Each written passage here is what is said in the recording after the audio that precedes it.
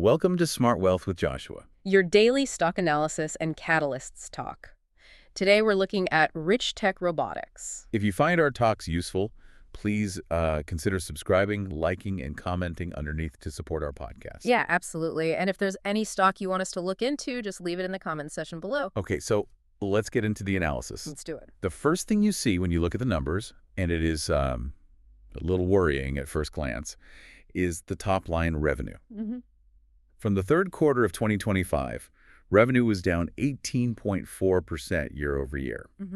And, I mean, on the surface, that's a massive red flag. It's a huge red flag if you don't know the backstory. But this is exactly why we need to unpack this, because that number, it's almost a distraction. A distraction from what? From a very deliberate, very calculated pivot. The company is actively moving away from that traditional lumpy revenue model. You mean selling a robot one time, booking all the cash up front? Exactly that. They're shifting aggressively toward robotics as a service, or RIAS. So, RIAS. That means instead of that one-time sale, they're deploying fleets of robots under multi-year service agreements. Multi-year service agreements, or MSAs, yeah.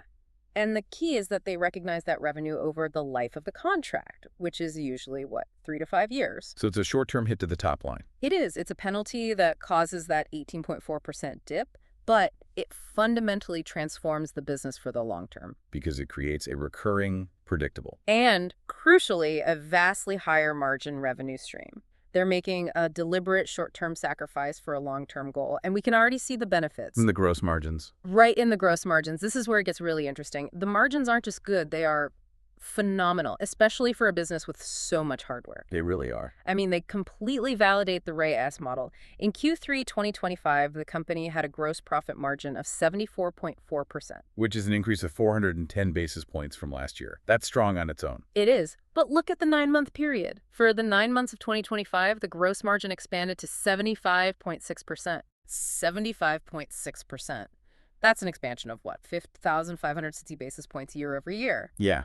That kind of jump tells you something really critical is happening with their business model. It tells you they are achieving SaaS-like profitability on hardware. The margin is so high because the contracts aren't just for the robot itself. They're for the software, the intelligence. Exactly. The proprietary software, the updates, the monitoring, the data analytics from their AI cloud platform.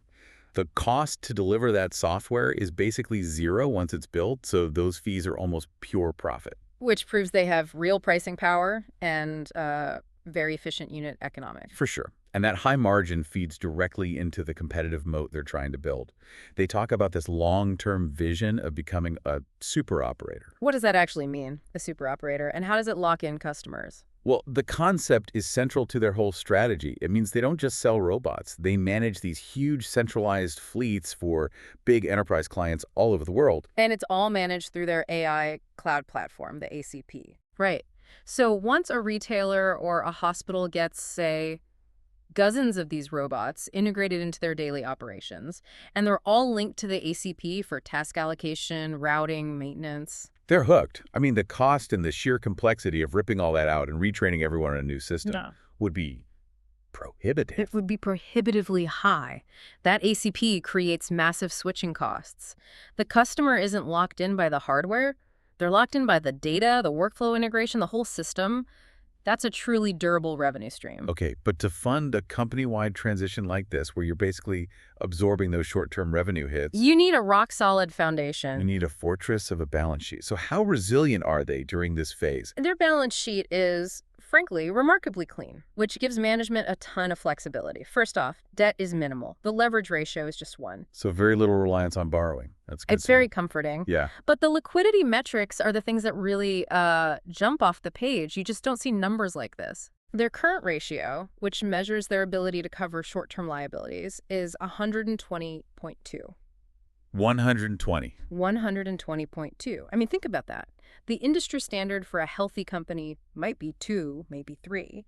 A ratio of 120 means they are absolutely swimming in cash. That level of liquidity could mean one of two things: extreme conservatism or they're preparing for a massive planned ramp-up. They're positioning themselves to execute on major contracts without ever worrying about running out of runway. And you can see that in their cash management. You can. For the 9-month period, they reported over $1.1 million in positive investment income. That's a huge swing from the prior year, and it just confirms they're holding significant cash reserves that are actually generating a return. And all that financial health is what allowed them to raise capital this year. Absolutely. They weren't desperate, but they still did 2 at-the-market offerings in 2025, one in May and one in August. Which, when you're not under duress, shows investor confidence. It gives them continuous funding to expand that super operator fleet as the demand comes in. And that demand leads us straight to the single most important catalyst that validates this entire structure. The big commercial win. The big one. All the strategy and margin expansion doesn't mean a thing if you can't land the big fish. And that big fish is the Master Services Agreement signed on August 21st, 2025. This deal is the anchor for the whole bull case, isn't it? It is the absolute anchor. This MSA is with one of the largest retailers in the United States. Okay. And while the specifics are under wraps, the implication is massive. It validates their technology, their AI cloud platform, and their ability to handle an enterprise-level deployment. This isn't just selling one robot. This is the blueprint for rolling out fleets across maybe thousands of locations. Exactly. This is the moment that the theoretical high-margin RAS model becomes a reality. So when is the market expecting to actually see the financial impact from this? Analysts are looking for material revenue recognition to start in the fourth quarter of 2025 and then accelerate sharply into Q1 of 2026. If this deal goes smoothly, it de-risks the entire thesis. And the market's already anticipating it. It seems so. One analyst recently raised their price target, citing growing interest and ongoing negotiations with other major customers. So the expectation is that the high margin revenue from this one MSA will start to offset that 18.4% decline we saw in Q3. It should, yes. And you see that reflected in the earnings projections. The loss per share is expected to narrow significantly, from 15 cents in 2025 to just 10 cents in 2026. So the market is saying, we believe this is scaling towards profitability. That's the trajectory, yes. Okay, we've thoroughly covered the bull case. Phenomenal margins, bulletproof liquidity, a critical commercial win. Now we have to flip the coin over and address the bear case. We have to. Because this is still an execution story, and the execution risks are substantial. They are. And the two main concerns are kind of intertwined. First, there's that Q3 revenue contraction of 18.4% we keep mentioning. Right. The company's future basically relies entirely on the successful and rapid ramp-up of that August retail MSA. If deployment gets delayed or if the retailer rolls it out slower than expected, that revenue hole just gets wider, and the path to profitability gets much longer. Dramatically longer.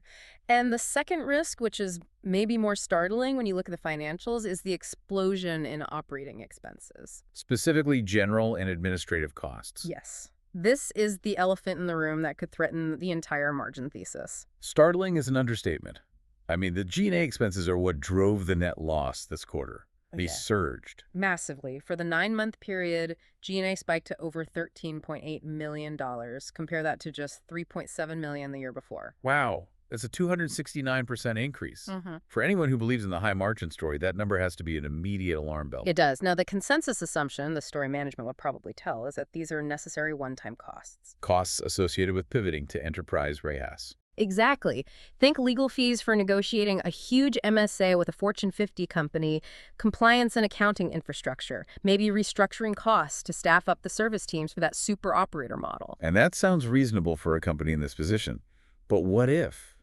What if that assumption is wrong? What if these costs are not one time? That is the critical question. If that $13.8 million spike represents ongoing structural costs, if they've added permanent bloated overhead, it is the single greatest threat to this entire investment thesis. Because then the beautiful 75% margin means nothing. It means nothing. You're just replacing a low-margin product business with a high-margin, high-cost service business. The high gross margin gets wiped out by crippling OpEx. Neutralizing the whole benefit? Exactly. That is the risk. However, there is some mitigating evidence. Right. If you look at their other spending, they seem disciplined. R&D spending actually declined by over 18%, and sales and marketing dropped by nearly 12%. So it suggests they are allocating capital with a very specific focus, funneling resources into the foundation for these big deals and pulling back elsewhere. That's the bullish interpretation, yes. That this G&A spike is the cost of building the foundation, and the bearish fear is that it's just structural bloat. Which means the upcoming earnings report isn't just about revenue. It's about cost normalization. It is absolutely vital. We need to see if that G&A expense comes back down closer to that 3.7 million level, or if it establishes a new, permanently higher baseline. That report will separate the success story from the execution failure. Let's shift to the technicals then, because the price action often reflects what investors believe about these fundamentals. And despite the volatility, the signals seem to show sustained confidence. They do. While the momentum indicators are a bit mixed, your RSI is neutral, STOCH is technically oversold, and the MCD is bearish, but it's starting to converge, the overall price structure is fundamentally bullish. How so? Well, the stock is currently trading above both its long-term 200-day moving average, which is around $3.09, and its shorter-term 50-day moving average, near $4.77.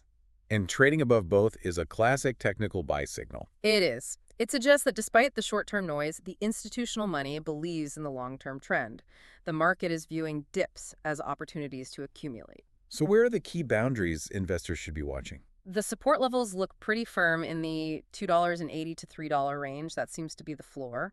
On the upside, resistance is being tested near $4.80 to $5. A break above $5 would be a very strong signal. It would be a very strong indicator that the market is officially pricing in the success of that retail deal. So the technicals are mirroring the fundamentals. Strong underlying conviction, but waiting for those catalysts. What's on the calendar for the next 3 months? The calendar is loaded. The most immediate and crucial event is the Q4 2025 earnings report expected in December. This is the ultimate show-me moment.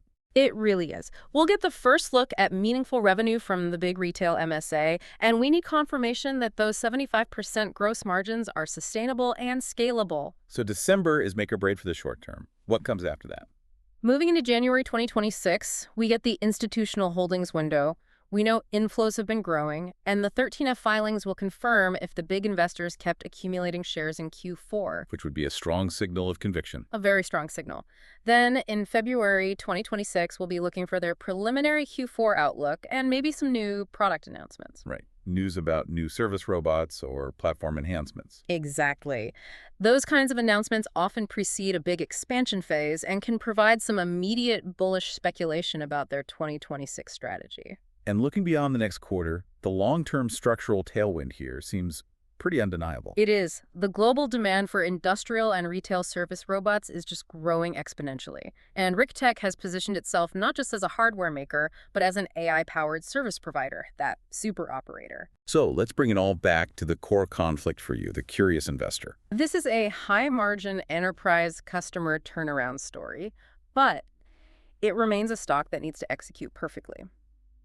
The next two earnings cycles are the acid test. They have to confirm two things. Two things. First, that the major retail partnership is successfully mitigating that short-term revenue drop.